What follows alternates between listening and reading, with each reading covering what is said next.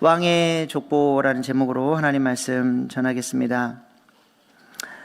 제가 일신교회 부임하고 얼마 안 있다가 어떤 소포를 받았습니다.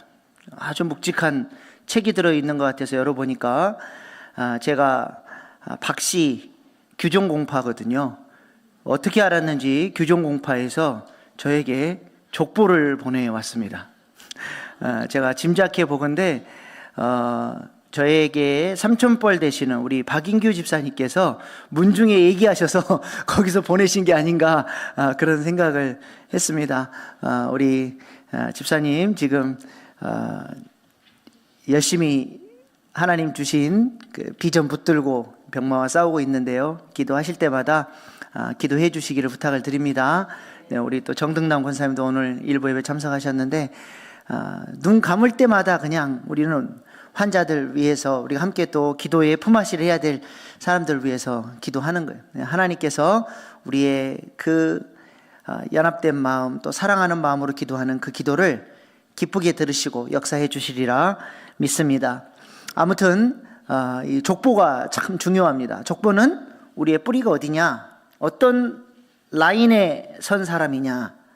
성경에 나오는 족보는 특별히 이 족보를 통해서 이 족보에 드러난 사람들이 계속해서 생명 낳는 일에 쓰임받는, 낳고로 가면 이 사람도 생명 낳는 일에 쓰임받는 사람이 되고, 어떤 족보는 죽음의 족보가 있어요. 죽고 그러면 이 사람도 죽음의 라인에 서 있는 사람인 거죠. 그래서 어떤 족보, 죽음의 족보에 설 것이냐 생명의 족보에 설 것이냐, 이것이 중요합니다.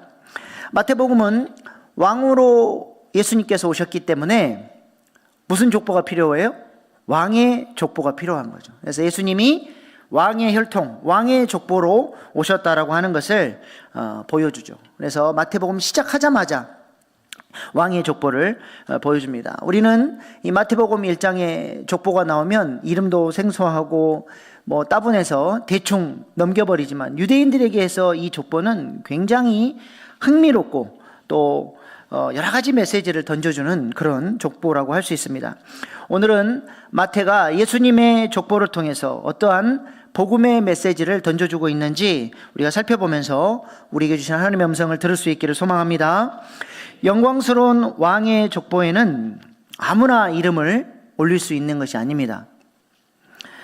왕의 족보에 이름을 올린다라고 하는 것은 하나님 나라의 개국 공신으로 쓰임받은 사람들이라는 의미이기 때문에 이 마태복음 1장에 기록되어 있는 이름 한 사람 한 사람은 굉장히 소중한 사람들이고, 그 사람들은 복받은 사람이고 영광스러운 사람들인 것입니다. 예수님의 족보는 이렇게 시작이 하죠. 마태복음 1장 1절 아브라함과 다윗의 자손 예수 그리스도의 계보라. 이 부분은 우리가 지난주에 말씀을 나눴습니다. 예수님이 아브라함처럼 의의 생명 낳는 일을 위해서, 선십의 사역을 위해서 이 땅에 오셨다라고 하는 것을 보여주고, 또 다윗처럼 하나님 나라를 확장해가고 죄와 사망의 권세를 깨트리고 하나님 나라를 세워가는 킹십의 사역을 하기 위해서 예수님 오셨다는 사실을 구약의 모든 내용을 총정리해서 아브라함과 다윗으로 요약을 해서 예수님의 앞으로 하실 사역이 무엇인지를 보여주는 것이죠. 예수님은 바로 이러한 영적 라인에서 태어나셨고, 앞으로 아브라함 사역, 다윗 사역을 계속해서 이어나갈 것을 말씀하는 것입니다. 그리고 오늘 마태복음 1장에 등장하는 영광스러운 왕의 족보에 이름을 올린 사람들은 전부 아브라함처럼 다윗처럼 그렇게 예수 생명 낳는 일을 위해서 헌신했던 사람들, 하나님 나라를 세워가는 일을 위해서 헌신했던 사람들의 이름이 오늘 마태복음 1장에 기록되어 있는 것입니다.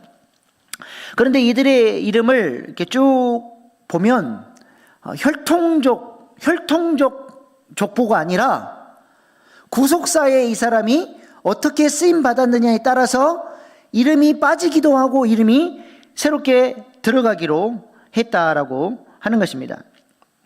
그래서 의도적으로 마태는 혈통적 족보가 아니라 14대씩 이렇게 끊어서 족보를 소개를 하죠. 마태복음 1장 17절 사진 보여주세요. 아브라함부터 다윗까지 14대요.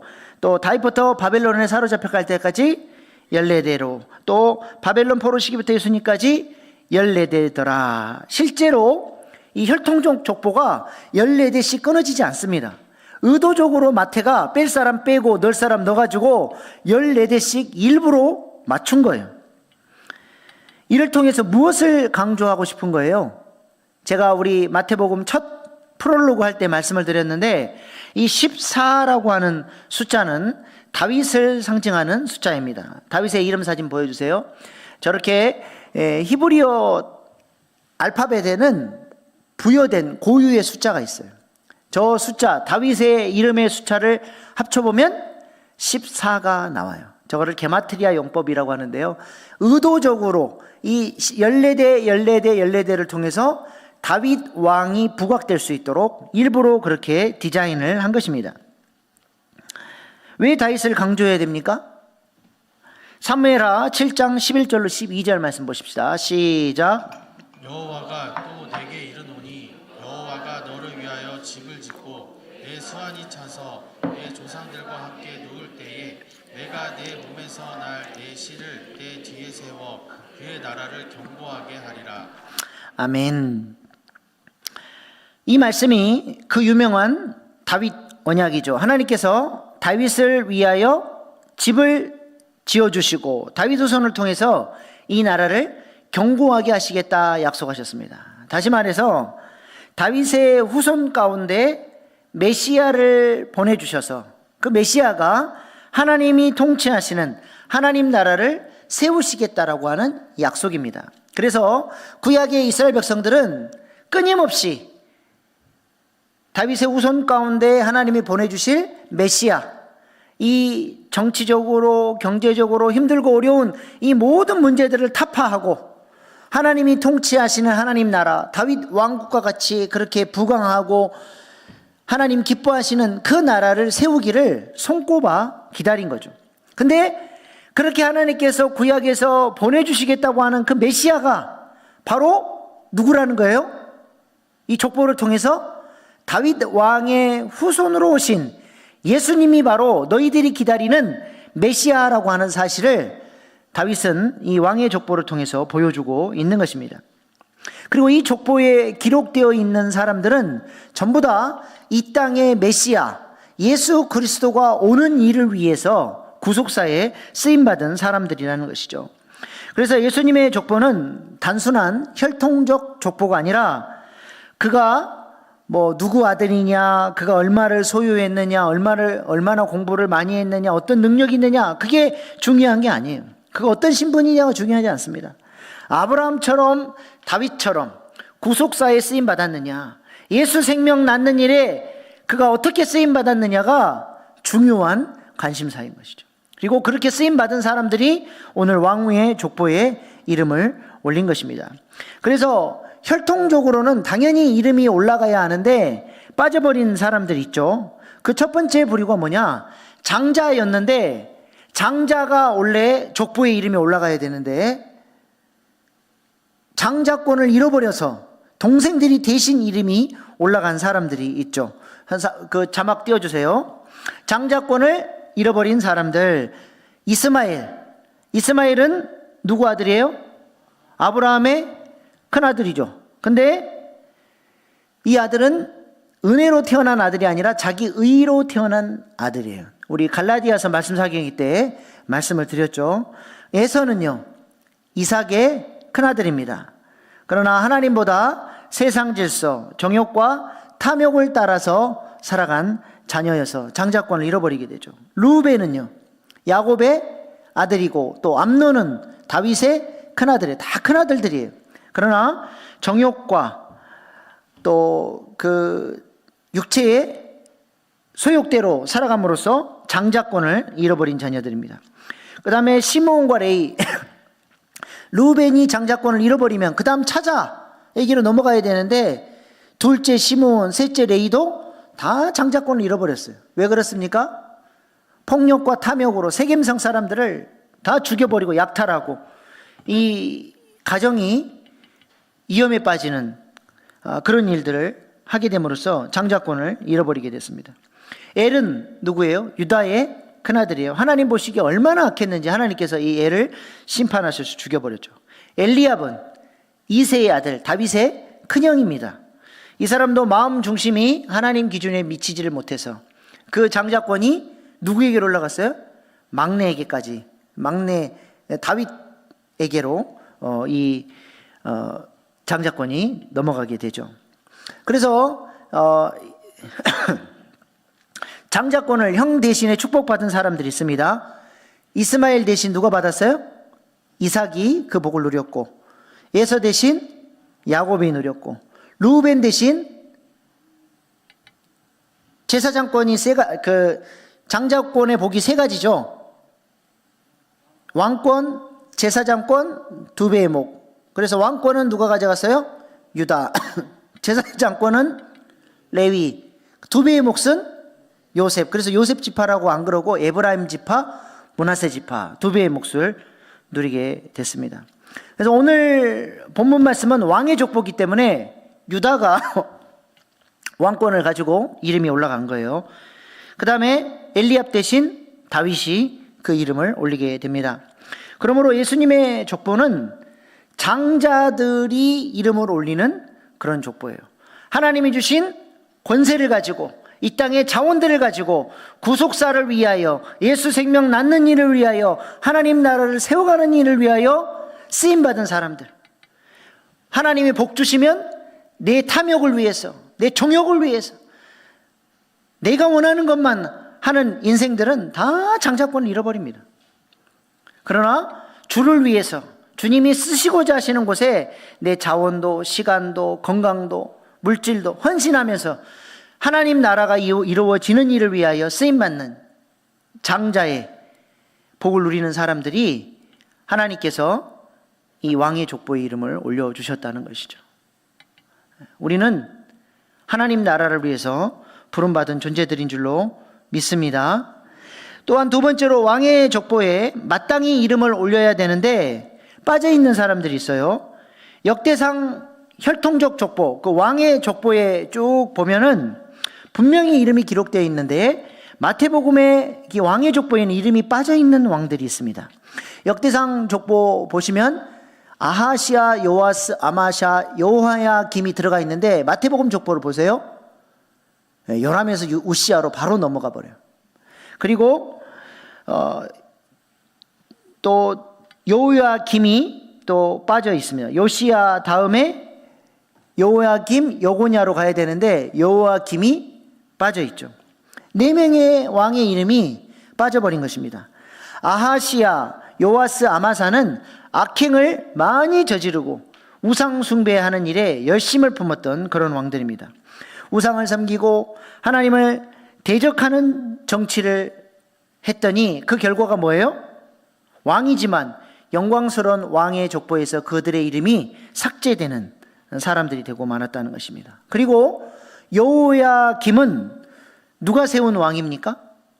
왕들은 다 하나님이 세우시는데 여호야김은 애굽 왕이 이스라엘의 자신의 꼬봉으로 애굽 왕이 세운 왕이 바로 여호야김입니다. 그래서 여호야김은 항상 애굽의 눈치를 보고 애굽에 줄을 대고 하나님보다 애굽을 의지하며 살았던 왕인 것이죠. 그러니까 왕의 족보에 이 여호야김은 이름을 올릴 수가 없었던 것입니다. 그러므로 마태복음의 왕의 족보는 혈통적 족보가 아니라 어떤 족보예요? 구속사를 위하여 쓰임받은 사람들의 족보라고 하는 것입니다. 우리의 이름도 여기에 올라갈 수 있기를 소망합니다. 그런데 절대로 왕의 족보에 이름을 올릴 수 없는 사람인데 반대로 구속사를 위하여 아름답게 쓰임받음으로써 이 왕의 족보에 이름을 올린 사람들이 있죠. 그들이 누굽니까? 하나님 나라를 위해서 공을 세운 복 있는 여성들. 원래는 유대인들은 남성 중심이기 때문에 여자들이 족보에 이름을 올릴 수가 없어요. 근데 이 사람들은 하나님께서 특별히 쓰셨던 여인들이기 때문에 이름이 올라갔습니다. 다말, 영적 유산을 이어받기 위해서 목숨을 걸었어요. 자신의 목이 달아날 수도 있는 위험을 무릅쓰고라도 의의 생명, 믿음의 자녀를 얻기 위해서 다말은 헌신했습니다. 라합은요,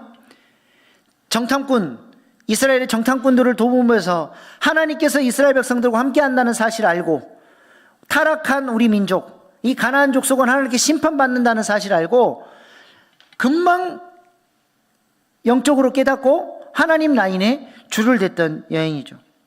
그래서 주의 종들을 돕고 하나님 나라를 세우는 일을 위해서 쓰임받았던 여인이 라합입니다. 룻은 어머니의 하나님을 믿고, 어머니의 그 하나님이 나의 하나님입니다, 그 하나님을 붙쫓아서 고엘인 보아스를 만나게 되고 다윗의 증조 할머니가 되는 영광을 누리게 됩니다. 모압 여인이에요. 이방 여인, 여호와의 총회에 영원히 들어올 수 없는 그런 저주받은 민족인데 다윗의 증조 할머니가 됩니다. 밧세바는요, 구속사에 쓰임받는 다윗 왕을 잘 섬겨서 문제가 있었고 간음했고 죄를 범했지만 하나님 앞에 회개하고 돌아와서 다윗을 도와서 하나님 나라, 이 땅에 다윗 왕국이 잘 세워지는 일을 위해서 쓰임받고 솔로몬을 낳음으로써 왕의 족보의 계승자로 그렇게 밧세바가 쓰임받게 됩니다. 마리아는요, 그리스도를 낳기 위해서 아직 결혼도 하지 않은 처녀가 주의 여종이오니 둘레, 옛날 개혁한글은 계집종, 주님이 쓰시겠다면 저는 언제든지 주를 위해서 내 몸을 드리겠습니다, 그렇게 쓰임받아서 예수 생명 낳는 일에 쓰임받았던 여인이 바로 마리아죠. 이런 여자들, 원래는 족보에 절대로 이름을 올릴 수 없는 여인들임에도 불구하고 하나같이 또 문제가 있어요. 그런데도 구속사를 위해서 영적인 비전을 붙들고 헌신했더니 하나님께서 이들을 영광스러운 족보에 이름을 올려주셨다는 것이죠. 이들은 문제가 있는 여인들의 출신 보세요. 밧세바, 마리아만 유대 여인이고 다말과 라합은 가나안 땅 이방 여인이에요. 또 밧세바 같은 경우는 사실 또 햇사람과 결혼을 했던 그런, 우리아가 햇사람, 이방 남자예요.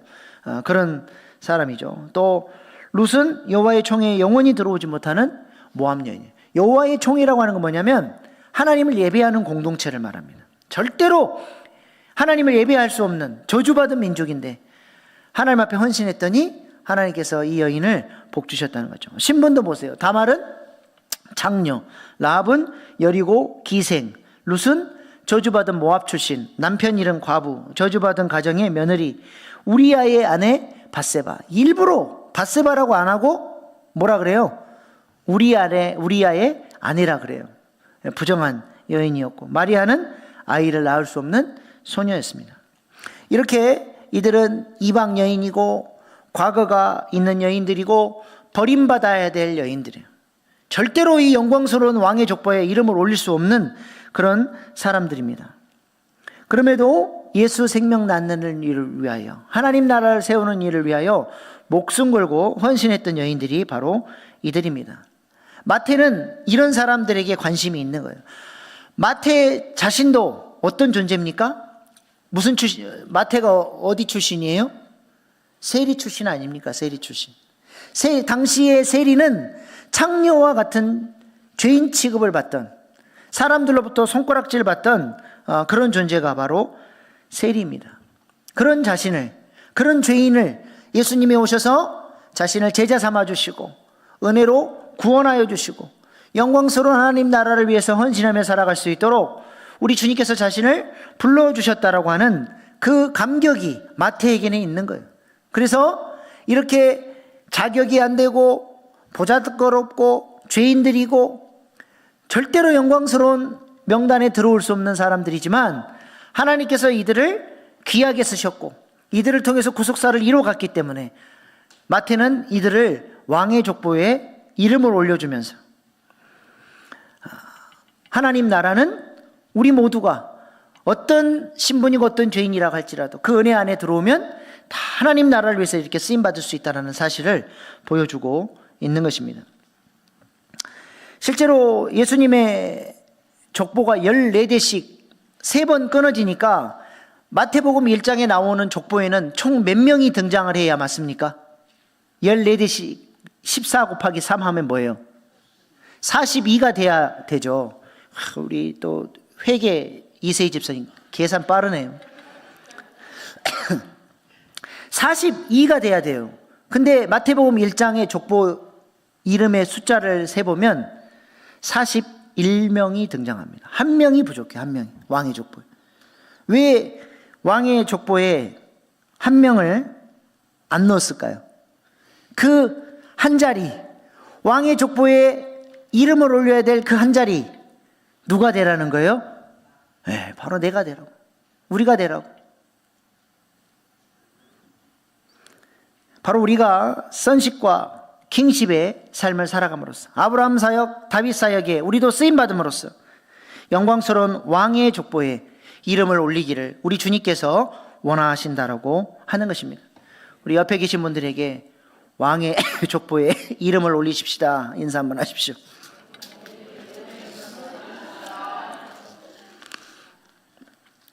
벌써 끝났습니까? 물 마실 시간 좀 주십시오. 우리 다시 한번 옆에 분들에게 인사하십시오.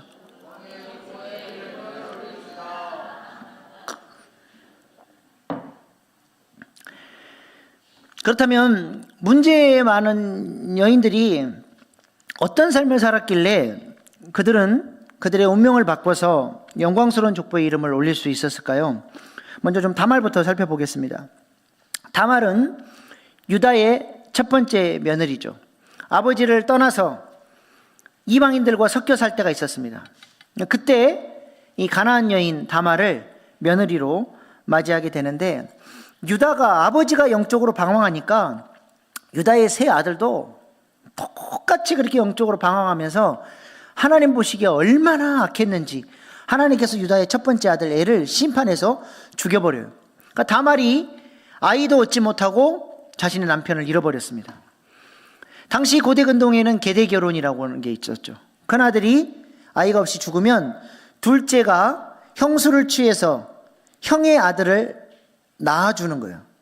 그러면 내가 형수를 취해서 아이를 낳아주면 이 아들은 내 아들이에요, 형의 아들이에요? 형의 아들이 되는 거예요. 그러면 형의 아들이기 때문에 장자의 복이 누구에게로 가요? 형의 아들에게로 가요. 둘째 아들, 유다의 둘째 아들 오난이, 이게 싫었던 거예요. 내 새끼들이 장자의 복을 받고 다말이 아이를 못 가지면 내가 장자의 복을 받는데 내가 왜 형수를 취해서 아들을 낳아주냐? 땅에 설정해버렸어요. 하나님이 또 그 오난의 악한 마음을 보시고 오난도 죽여버렸어요. 유다는 첫째 아들, 둘째 아들을 졸지에 심판받아 잃어버리게 됩니다. 이때가 어떤 시점이에요? 유다가 왜 이렇게 하나님 앞에서 방황했습니까? 요셉을 팔아 넘겼거든. 루벤 장자복 잃어버렸죠. 시므온 레위 장자복 잃어버렸죠. 그러면 이제 누가 장자의 복을 누릴 차례예요? 유다, 넷째, 자기가 아버지의 사랑을 받아야 되는데 아버지는 오매불망 그냥 요셉만 사랑하는 거예요. 그래서 저 요셉만 없애버리면 내가 아버지의 사랑을 받을 것이라고 생각을 했는데 요셉을 팔아버렸는데도 아버지는 그냥 죽어버린 요셉만 찾으니까 그 꼴 보기 싫어가지고 가출을 한 거예요. 그렇게 아들들이 죽는 그 끔찍한 경험을 하면서 누가 생각이 났을까요?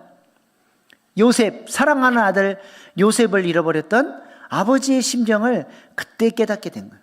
그리고 나중에 아버지께로 돌아가서 그 누구보다도 아버지를 잘 섬기는 효자 아들이 되고 왕권의 복을 받아 누리게 되는 그런 아들로 성장하게 됩니다. 근데 아무튼 이 다말 첫째 아들, 둘째 아들 죽어버리니까 셋째마저 잊어버릴까봐 다말에게 속이고 니네 집에 친정집에 가 있으면 우리 셋째가 장성하면 내가 계대 결혼 시켜줄게. 근데 유다는 셋째마저 잃어버릴까봐 다말을 무시해버렸던 거죠. 그랬더니 다말이 어떻게 했어요? 창녀로 변장하고 양털 깎는 축제에 유다와 아버지, 시아버지와 관계를 통해서 아들을 낳게 됩니다. 이게 족보가 완전히 꼬여버렸어요. 근데 아무튼 이렇게 다말은 왜 그렇게 유다 집안에 목을 맵니까? 그때 당시 문화는 남편 죽으면 얼마든지 다른 사람에게 좋은 사람이 시집갈 수 있었어요. 친정집에서 얼마든지 새 출발할 수 있었습니다. 그런데도 왜 자신의 목을 겁니까? 이거 잘못돼가지고 아직 며느리가 다른 사람과 결혼도 안 했는데 배가 불러온다. 그때 당시는 불에 태워 죽이라. 그 다말이 임신했다는 소식을 들으니까 유다가 당장에 그냥 다말 불에 태워 죽여버리라 그러잖아요. 목숨을 걸었어요. 왜 그래요? 왜 유다 집안이어야 됩니까? 다말에게 믿음이 있었던 거예요. 이 집안에 시집 와서 보니까 유다 집안이 대대로 하나님의 복을 받은 집안이고 하나님께서 이 집안을 쓰신다는 것을 알았던 거예요. 그리고 내가 이 집안의 믿음의 씨, 의의 생명 낳는 일을 위해 내가 쓰임받아야 되겠다. 하나님 앞에 헌신한 것이죠. 이것은 마치 어머니의 하나님을 자신의 하나님이라고 믿고 따르기로 결단한 시어머니를 붙쫓았던 그 룻과 같은 그런 신앙적 결단이라고 하는 것이죠. 룻기 1장 14절 말씀 보세요. 그들이 소리를 높여 다시 울더니 오르바는 그의 시어머니에게 입맞추되 룻은 그를 붙쫓았더라. 이 붙쫓았다라고 하는 단어는 하나님의 인도하심을 따른다, 하나님을 붙잡는다, 믿음으로 하나님을 따라간다, 그런 단어죠. 그럴 때 쓰는 단어예요. 그래서 룻이 시어머니를 쫓았다라고 하는 것은 단순히 시어머니를 잘 섬기는 효부가 아니라 시어머니 하나님이 내 하나님이라고 하는 믿음을 가지고 시어머니와 함께 동행했다라고 하는 신앙적 행위였다라고 하는 사실을 성경이 밝혀주는 것이죠. 이와 마찬가지로 다말의 이러한 행동이 바로 신앙적 결단이었다는 것을 성경이 보여주고 있습니다. 그래서 룻기서에 보면 룻이 보아스를 통해 아들을 얻는 것에 대해서 뭐라고 얘기합니까? 룻기서 4장 12절 말씀 시작. 여호와께서 이 젊은 여자로 말미암아 내게 상속자를 주사 내 집이 다말이 유대에게 낳아준 베레스의 집과 같게 하시기를 원하노라 하니라. 아멘. 룻이 보아스를 통해서 아들을 낳은 사건이 마치 뭐와 같다는 거예요? 다말이 유다를 통해서 아들을 낳은 사건과 같다는 것입니다. 하나님은 다말의 행위를 믿음으로 받아주신 것입니다. 그래서 시아버지 유다도 나중에 이 사실을 알고 다말 내가 옳다 인정을 해줘요. 창세기 38장 26절 시작. 유다가 그것들을 알아보고 이르되 그는 나보다 옳도다. 내가 그를 내 아들 셀라에게 주지 아니하였음이로다 하고 다시는 그를 가까이 하지 아니하였더라. 여기서 옳다라고 하는 것은 도덕적인 옳고 그름을 말하는 것이 아니라 다말 안에 있는 하나님을 향한 열심, 믿음을 향한 열심이 옳았다라고 인정해 주는 것이죠. 그래서 다말은 유다를 통해서 베레스를 낳고 이 족보에서 누가 태어나세요? 다윗이 태어나고 예수님이 태어나게 된 거예요. 다말은 이렇게 예수 생명 낳는 일을 위해 열심을 품어서 그 일에 쓰임받았고 영광스러운 왕의 족보에 이름을 올릴 수 있었다는 것입니다. 우리도 이렇게 누군가의 마음에 예수 생명 낳는 일이라면 생명을 거는, 포기하지 않고 다말이의 그 열심을 가지고 의의 생명을 낳기 위해서 헌신했던 것처럼 누군가의 가슴에 예수 생명 낳아주기 위해서 우리에게도 그런 아름다운 헌신들이 있기를 소망합니다. 그 다음 라합은 어떤 여인이었습니까? 가나안 땅 여리고성의 이방 여인이요 기생이었죠.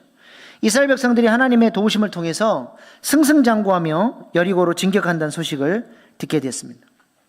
근데 마침 이스라엘 정탐꾼 두 사람이 자신의 집에 숨어들었고 라합은 자신의 민족을 배신하고 목숨 걸고 하나님의 편에 서서 이 정탐꾼들을 숨겨줍니다. 이 일로 말미암아 이스라엘 백성들이 가나안 땅을 정복하고 하나님 나라를 세워가는 일을 위해서 이 라합이 쓰임받게 된 것이죠. 히브리서 기자는 라합의 이러한 믿음을 이렇게 말씀합니다. 시작.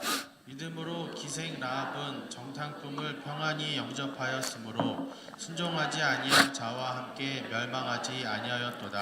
아멘. 믿음으로, 믿음은 바라는 것들이 실상이에요. 라합이 영적 세계, 신령한 세계, 하나님의 능력을 봤어요. 그래서 타락한 세상 질서를 거절하고 무엇을 위해 살아요? 하나님 나라의 가치를 바라보며 담대하게 하나님 편에 서기로 결단하고 구속사를 이뤄 나가는 일에 조력자로 쓰임받게 된 것이죠. 제가 늘 드리는 말씀이지만 영감이 없으면 뭐라도 있어야 된다 그랬어요. 네, 눈치라도 있어요. 하나님께서 어떤 사역을 기뻐하시는지, 무엇에 하나님의 관심이 있는지 우리가 이것만 신경을 쓰고 그 일을 위해서 함께 기도하고 그 일에 헌신하고 그 일을 위해서 물질로 우리가 헌신할 때 하나님께서 우리도 왕의 족보에 이름을 올리는 사람으로 써주시리라 믿습니다. 이렇게 구속사에 쓰임받는 헌신으로 말미암아 라합은 어떤 복을 받았나요? 먼저는 라합뿐만 아니라 라합에 속해 있는 모든 가족들이 창틀에 빨간 리본, 예수님의 피를 상징하는 빨간 리본을 달아놓음으로써 그 집 안에 들어와 있는 모든 사람들은 다 구원을 받아요. 라합이 뭘 이룬 거예요? 피공동체를 세운 것입니다. 올해 우리 교회 표어가 무엇입니까? 보혈의 능력을 경험하는 교회. 라합의 가정처럼 우리 가정을 이런 피공동체로 세워서 적어도 우리 부모님, 우리 형제들, 우리 자녀들은 이 피공동체 안에 들어오게 해야 되지 않겠습니까? 이번 올 한 해 아직 예수를 알지 못하는 가족들을 위해서 라합처럼 라합 한 사람의 헌신으로 말미암아 그와 그의 온 가족이 구원받은 거예요. 우리 여기 2월 기도 제목에도 보면 인가기도, 가족을 어디에게로? 그리스도의 복음 가운데로 인도하는 역사가 우리 가운데 있을 수 있기를 소망합니다. 라합은 이렇게 구속사를 위하여 쓰임받았을 뿐만 아니라 두 정탐꾼 중에 한 명인 살몬과 결혼해서 다윗의 고조 할머니가 되는 영광까지 누리게 됩니다. 가나안 여인이고 기생이었던 이 사람이 다윗의 혈통에 놀라운 쓰임을 받는 사람으로 세워지게 됐다는 것이죠. 우리에게도 이러한 라합과 같은 믿음의 결단, 믿음의 헌신이 있을 수 있기를 소망합니다. 그 다음은 룻, 어떤 여인입니까? 아까 말씀드렸던 것처럼 믿음으로 시어머니 나오미의 하나님을 붙쫓아서 여호와의 보호의 날개 아래로 들어온 여인입니다. 나오미에게는 며느리가 둘 있었죠. 오르바와 룻입니다. 둘 다 시어머니의 사랑, 시어머니의 신앙, 이거에 감동을 받고 둘 다 시어머니를 따라서 베들레헴으로, 떡집으로 하나님의 기업의 땅으로 돌아오겠다고 출발을 했지만 오르바는 중간에 어머니 설득으로 돌아가 버렸죠. 그리고 이 오르바는 나중에 블레셋 사람과 결혼하고 누구의 조상이 돼요? 골리앗의 조상이 됩니다. 룻은요, 끝까지 믿음으로 시작한 일을 중간에 포기하지 않고 끝까지 하나님을 붙쫓아서 다윗을 낳는 일에 아름답게 쓰임받는 여인으로 세워지게 됐다는 것입니다.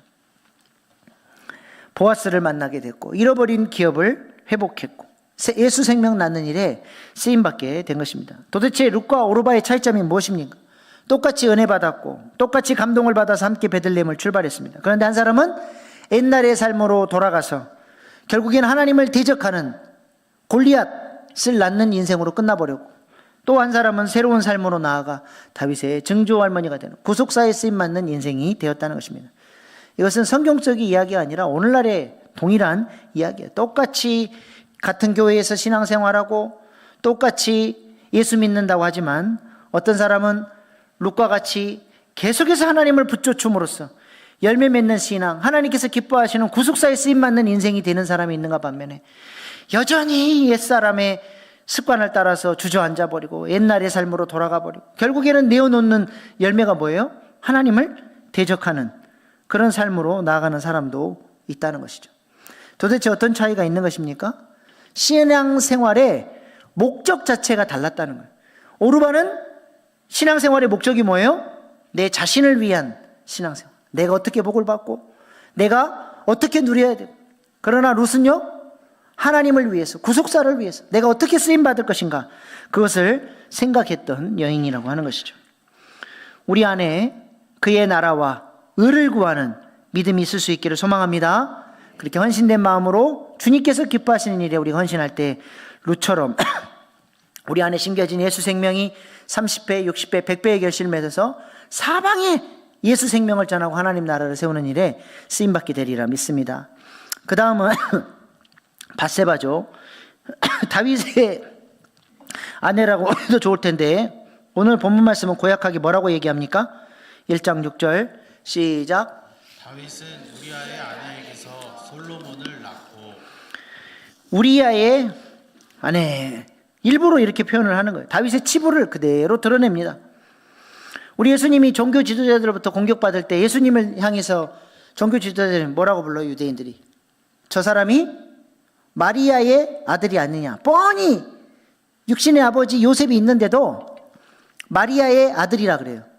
저 어디 출신 성분이 불분명한, 결혼하기도 전에 애를 가진 아주 불손한 가정에서 태어난 하찮은 사람으로 예수님을 깎아내리려고 일부러 마리아의 아들이라고 표현을 썼던 것처럼 지금 의도적으로 밧세바를 우리아의 아내라고 다윗의 치부를 그대로 드러내고 있는 것이죠.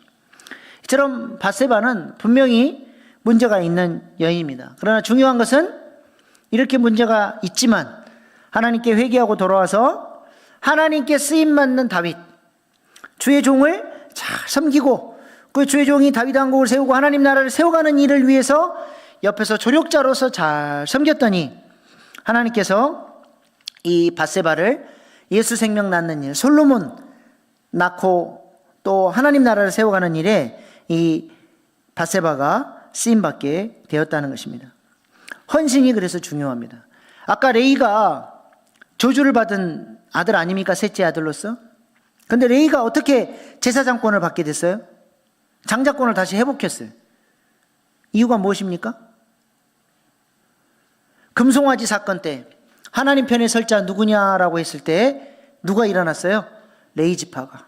형제들을 죽인다는 것은 끔찍한 일입니다. 그 누구도 하기 싫은 그 헌신을 위해서 누가 하나님 편에 설 것이냐라 했을 때 레이 지파가 제가 주를 위해서 헌신하겠습니다라고 일어났을 때 하나님께서 그 레이 헌신을 받으시고 저주받은 민족을, 지파를 다시 복권시켜서 하나님의 영광을 경험하며 하나님을 모시는 제사장의 지파로 레이 지파를 영광스럽게 회복시켜 주셨다는 거예요. 우리가 주를 위해서 헌신할 수 있는 것, 교회에서 내게 직분을 맡겨주신 것, 하나님께 복을 받을 수 있는 기회입니다. 하나님께서 그런 사람들을 사랑하시고 그들의 헌신을 통해서 구속사를 이뤄가시고 하나님 나라를 이뤄 가시는 것이죠. 그러므로 우리의 인생의 방향을 주님 기뻐하신 쪽으로 정하고 구속사를 위해서 헌신하는 복된 인생 될 수 있기를 소망합니다. 마지막으로 마리아입니다. 마리아는 아직 결혼하지 않은 처녀죠. 이런 처녀가 갑자기 임신을 하면 가문의 명예를 더럽혔다고 돌에 맞아 죽어야 됩니다. 그러나 그럼에도 불구하고 하나님께서 마리아에게 내가 너를 쓰겠다라고 했을 때 마리아가 뭐라고 고백합니까? 누가복음 1장 38절 시작. 마리아가 이르되 주의 여종이오니 말씀대로 내게 이루어지이다 하매 천사가 떠나가리라. 주의 여종이오니 말씀대로 내게 이루어지이다. 죽으면 죽으리다. 주님이 말씀하시니 저를 쓰시겠다 하시니 죽으면 죽으리다 하는 마음으로 자신이 계집종 둘레라고 고백하며 하나님 앞에 자신의 생명을 걸어버리죠. 내 머리로는 이해가 안 됩니다. 이것을 받아들였을 때 어떤 불이익이 자기에게 올지 충분히 짐작이 되지만 선하신 하나님의 뜻이라면 자신을 기꺼이 내어드리겠다라고 하는 순종을 드린 것이죠. 바로 이러한 마리아의 순종을 통해서 하나님은 이 땅에 예수님을 보내주신 것입니다. 다시 말해 마리아는 이 어두운 세상에 예수 생명 낳는 일을 위해서 쓰임받음으로써 하나님의 구속사를 이루는 아름다운 동역자로 세워지게 된 것입니다. 마리아가 이렇게 쓰임받을 수 있도록 옆에서 도왔던 조력자가 있죠. 누구예요? 요셉이에요. 요셉이 없었다면 마리아는 벌써 돌 맞아 죽어버렸을 겁니다. 그 마리아 뱃속에 있는 아이가 자신의 아이가 아님에도 불구하고 자신의 아이라고 마리아를 보호하고 사람들로부터 손가락질 받고 핍박받는 것을 요셉이 방어막이 돼서 마리아를 보호해 준 것입니다. 그래서 마리아는 예수 생명 낳는 일을 위해 직접적으로 쓰임받았다면 요셉은 마리아가 예수 생명 낳는 일을 할 수 있도록 옆에서 조력자로서 도왔다라고 하는 것입니다. 하나님께서는 지금도 이런 헌신자들을 찾고 계십니다. 교회 안에 마리아처럼 예수 생명 낳는 일을 위해서 전도하고 선교하고 하는 일에 쓰임받는 사람들이 있어야 되고, 또 요셉처럼 그 사역들을 서포트하고 또 얻은 영혼들을 양육하고 세워나가는 일에 요셉처럼 쓰임받는 사람들이 있어야 됩니다. 요셉 사역, 마리아 사역, 교회의 아주 중요한 핵심 사역인 것이죠. 이런 사람들을 통해서 하나님 나라가 세워져 가는 것입니다. 예수님께서 다시 이 땅에 재림하시는데, 그때도 예수님이 처음에 오실 때 요셉을 사용하시고 마리아를 사용하셨던 것처럼 예수님이 재림하실 때에도 요셉처럼 마리아처럼 하나님이 쓰시기를 원하시는 사람들이 있다는 것이죠. 요한계시록에 보면 예수님의 재림을 위해서 쓰임받은 사람들의 이름이 마지막 때에 완성될 예루살렘 성전에 그들의 이름이 기록되어 있죠. 계시록 21장 10절로 14절 말씀 보십시다. 시작. 성령으로 나를 데리고 크고 높은 산으로 올라가 하나님께로부터 하늘에서 내려오는 거룩한 성 예루살렘을 보이니 하나님의 영광이 있어 그 성의 빛이 지극히 귀한 보석 같고 벽옥과 수정같이 맑더라. 크고 높은 성곽이 있고 12문이 있는데 문에 12천사가 있고 그 문들 위에 이름을 썼으니 이스라엘 자손 12지파의 이름들이라. 동쪽의 세 문, 북쪽의 세 문, 남쪽의 세 문, 서쪽의 세 문이니 그 성의 성곽에는 12기초석이 있고 그 위에는 어린 양의 12사도의 12이름이 있더라. 아멘. 예루살렘 성을 보니까 12진주문에는 누구의 이름이 기록되어 있어요? 야곱의 12아들 12지파의 이름이 기록되어 있고, 12기초석에는 누구의 이름이 기록되어 있습니까? 12사도의 이름이 기록되어 있어요. 이를 통해서 예루살렘 성이 세워졌다는 거예요. 이를 통해서 하나님 나라가 세워졌다는 것입니다. 예수님의 재림에 쓰임받은 사람들이라는 것이죠. 12지파는 무슨 일에 쓰임받은 사람들이에요? 12아들을 통해서 12지파, 이스라엘 민족, 그 의의 생명이 아브라함으로부터 흘렀던 아브라함, 이삭, 야곱 12아들, 그리고 그 의의 생명이 생육하고 번성하여 큰 민족을 이루는 일을 위해서 하나님 나라에 들어오는 문의 역할, 주님의 품으로 들어올 수 있도록 문의 역할을 감당했던 사람들의 이름이 기록되어 있는 거예요. 12사도는요, 기초석에 기록되어 있는 12사도들은 전부 다 이 땅에 교회를 세우고 하나님 나라를 세우는 일을 위해 자신의 생명을 바쳐서 순교했던 사람들 아닙니까?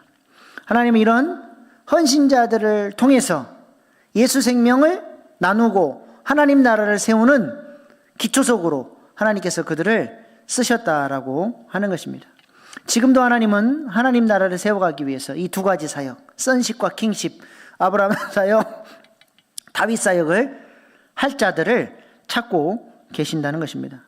우리 모두가 주님 찾으시는 구속사에 쓰임받는 복된 인생들 될 수 있기를 소망합니다. 그래야 우리 이름이 왕의 족보에 우리의 이름도 올라가고 영원한 성 하나님 나라에서 12진주문과 같이 12보석과 같이 하나님 나라의 별과 같이 빛나는 그런 복된 인생들 다 되실 수 있기를 소망합니다. 기도하겠습니다. 우리는 예수 생명 낳는 일을 위해서, 하나님 나라를 세워가는 일을 위해서 왕 같은 제사장으로 어떤 헌신을 드리며 살고 계십니까? 다말은 자신의 생명을 걸었고, 라합은 민족을 배신해야 했으며, 룻은 구속사를 위하여 모든 것을 버리고 하나님을 붙쫓았으며, 밧세바는 주의 종을 도와 하나님 나라를 세웠으며, 마리아는 예수 생명 낳는 일에 자신의 인생을 헌신했습니다. 하나님은 지금도 이러한 헌신자들을 찾고 계십니다. 오늘 주신 말씀 붙들고 그 작은 자가 천을, 그 약한 자가 강국을 이루는 일에 우리도 쓰임받게 해달라고 주여 3번 부르고 결단의 기도로 나아가시겠습니다. 주여, 주여, 주여.